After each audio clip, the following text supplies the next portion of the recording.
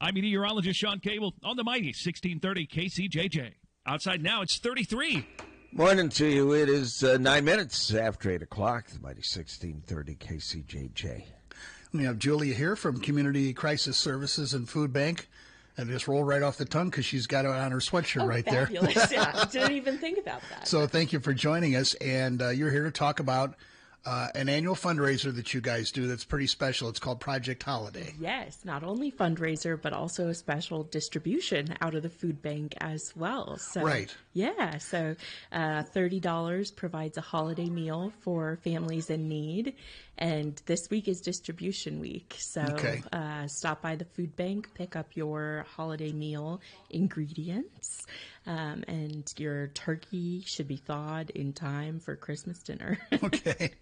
So do you have, is it just turkey, or do you have ingredients for folks that, may have other culinary tastes for the holidays? Yeah, all kinds of preferences are covered at the food bank. I know we have tofurkeys. I believe this year we have chickens as well, so we can cover even, if you're a household of one or two, that chicken might be a better option for you than the bird that would serve up to, 10 to 12 people, or of course freeze some, save it.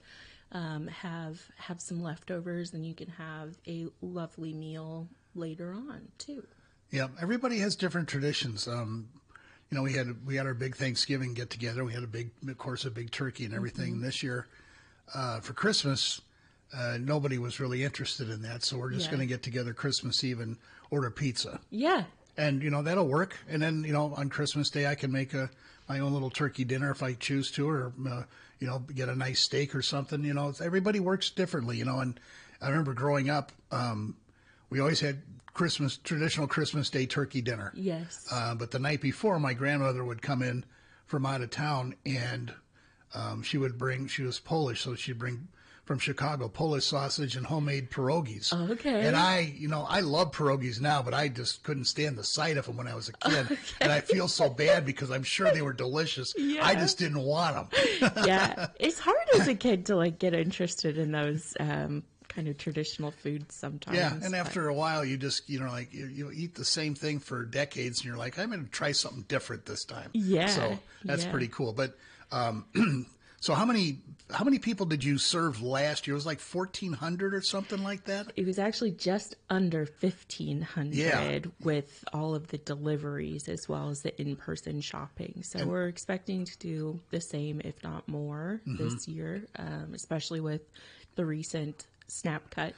Yeah, that's still affecting folks. I bet all the food pantries and all the distributors are just they're just really doing really good work to keep people fed. Thank you. We literally could not do this without our community's support. Like, our shelves would be bare. Yeah. Can you imagine, going to the food pantry, whether it's yours or North Liberty's or Coraville's, and trying to find something to eat, and there's nothing there? That just would, how devastating would that be for families? Yeah, on top of the devastation of, SNAP cuts and the government shutdown and just general morale. Yeah, for sure. And this time of year can be hard too. Yeah, and the holidays is such a it is about gifts and all that other stuff, but it's about getting families together and sharing a good meal. Yeah, exactly like you were talking about. I think we all come together over food to celebrate, to share our love, whatever that looks like for your family. For us, it's an Italian night. My mom always made like a baked ziti or a lasagna growing up. Oh my goodness, that's good. That sounds delicious. Good stuff. But, with a kiddo for the first time, we're creating those traditions. Oh, sure. What does Christmas morning look like for us? Are we doing a big breakfast? Or, we got the Hy-Vee deal, buy a ham, get a turkey. So we have a ham at home. We could do a Christmas ham if we want to, or, save that for later. So I think everyone deserves that opportunity to gather together with their loved ones and share a meal, share that fellowship that comes along with it, and create those traditions that years and years later we can look back on. With fondly, of course. Yeah, with fondness, and remember the light and the love that our families bring us. So I assume, even though this is distribution week, you would probably still accept donations. Absolutely. Yep. We still got a little ways to go. One day I'm going to hear somebody from one of these nonprofits go, you know what, we've got plenty. No, you guys have been great. Just no money enjoy your for holidays. us, please. No, that's definitely not going to be the case. Yeah, especially with things like food. Food is one of those things that you can't just be, served a meal once and call it good, done. Yeah, that's the thing. Everybody eats multiple times a day, and there's not funding available for food banks and other food services from our state and federal government. So it's all local and individual donors. And the cities and the county has done a pretty good job of helping to bridge the gap, but it's a huge gap. It's a very big gap. And to call on the regular everyday citizens to help even more is a strain. But it seems like no matter what, whenever there's a need for, especially in the holidays, this whole area just comes through. Yeah.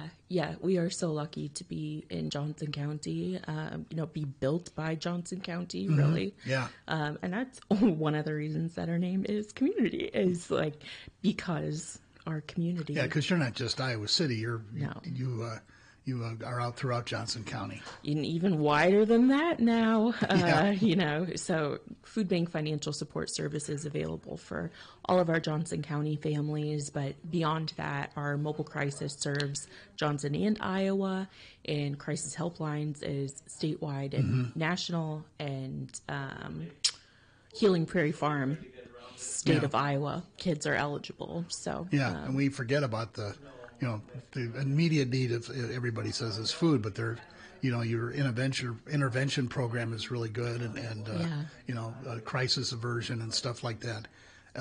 And the fact that you're able to get food to people who can't get to the pantry is another big thing. Yeah. Especially, I think I'm saying especially a lot, but it seems like we are in unique circumstances, not unprecedented, because now it seems like they're can't say unprecedented because it's short-lived, generalized. But folks are afraid to leave home in some cases. Yes, there is that. We have families where parents are working 2 to 3 jobs and they don't have get to us during open hours. So we're delivering more food to more households than we ever have before in the history of the delivery program, which, would you believe, has only been running for 5 years now, since COVID. Right. So I think we're up to 600 deliveries a month, which is really big. Yeah. A lot. So we have lots of great opportunities to volunteer, whether that is at the food bank or delivering groceries. We can help set you up with everything you need to help your neighbors. And how do you go about doing that? Yeah, visit our website. You'll find everything at builtbycommunity.org. Shoot me an email. You can find my email address online too. And we'll help set you up with whatever you're interested in.